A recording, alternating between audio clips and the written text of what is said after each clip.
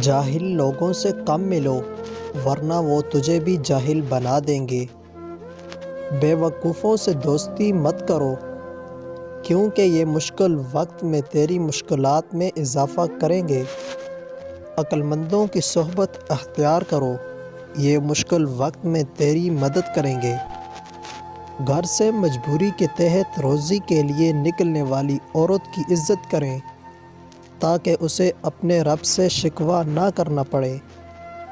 نفس کی تندرستگی میں مصروف رہو، اس سے صفات بد کے بجائے صفات نیک پیدا ہوں گی۔ لقمان حکیم سے پوچھا گیا کہ کیا کوئی چیز یا لمحہ موت سے بھی زیادہ تکلیف دہ ہوتا ہے؟ تو حکیم لقمان نے فرمایا، ہاں، جب کوئی شریف انسان کسی مجبوری میں کسی کم ظرف انسان کے آگے دست سوال دراز کرے۔ زندگی میں اگر خوش رہنا چاہتے ہو تو ایک چھوٹا سا اصول اپنا لیجئے، آپ کبھی اداس نہیں ہوں گے۔